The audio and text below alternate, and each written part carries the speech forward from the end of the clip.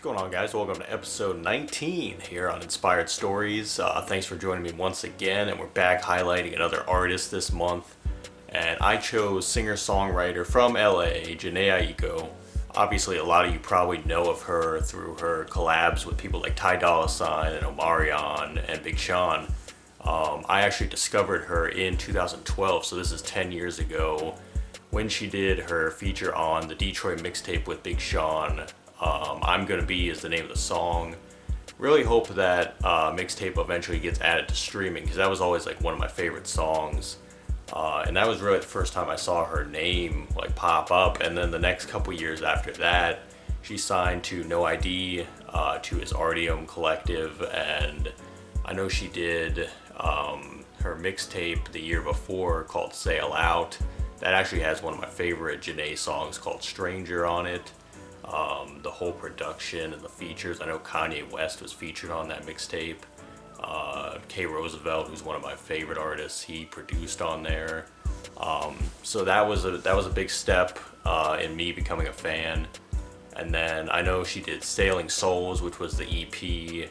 I wasn't the biggest fan of Sailing Souls. It wasn't until Sold Out came out, which was the first album the next year, where I really, started taking an interest to her releases. The first single, To Love and Die, with Cocaine 80s, which is obviously No ID and James Fauntleroy.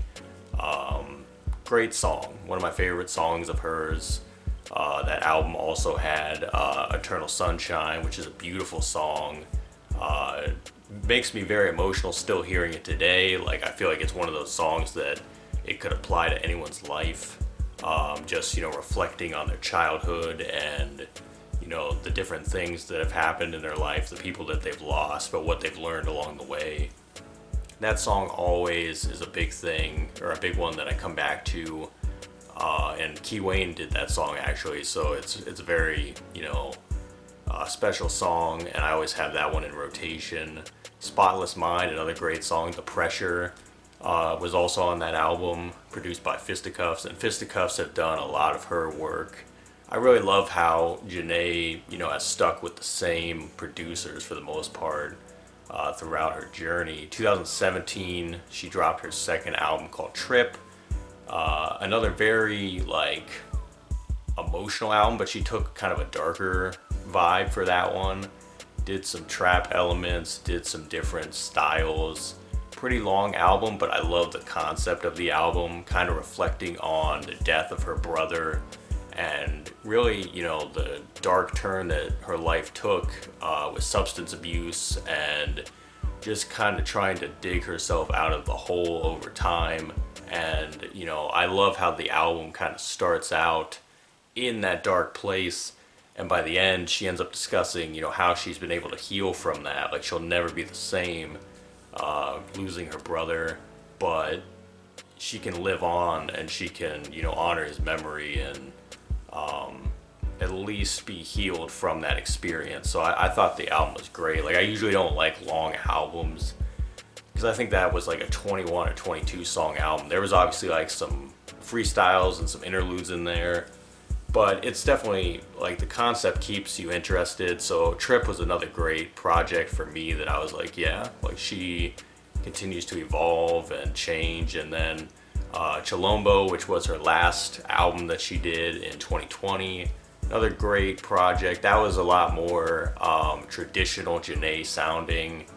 Like I said, with the Fisticuffs doing a lot of the production. I like the features on there. John Legend on Lightning and Thunder, that's a great record, kind of like a ballad record that I always come back to.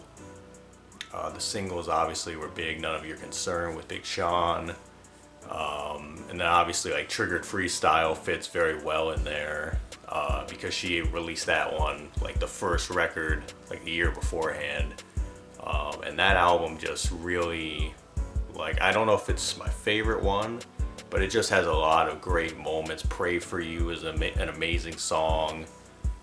That's probably one of my favorites. Magic Hour is one of my top Jhene songs of all time, and that's on that record as well.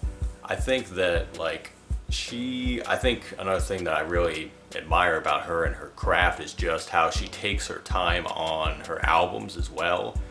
Because every album so far has been like a 3-year gap in between. So, I'm of the thinking that probably next year is gonna be her next album because it'll be 3 years. But I really, appreciate the attention to detail that she has in her music and really just lets life come to her and is able to, recall her stories through music. And that's what separates great artists from just the people that come and go, I think, is can they really, invoke emotion in someone else through their own personal stories. And that's what's always led me to enjoy her music over time, the last 10 years, like I said. And I think it's just going to continue because I don't think she's going to stop her evolution and really her way of doing things. And I think it works for her. And I think people resonate with that. And you see that she has a nice cult fan base and people that like what she puts out.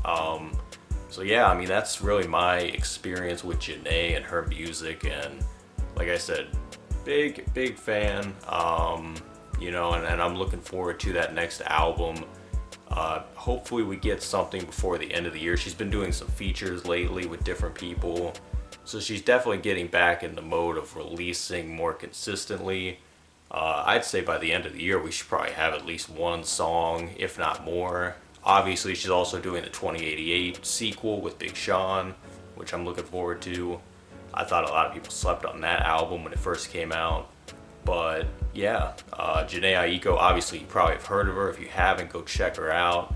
Go check out all the catalog that she has on all streaming platforms. Lots of great music over there. And we will be back in October with another producer. And as always, I really appreciate you guys for watching Inspired Stories, and we will see you next time.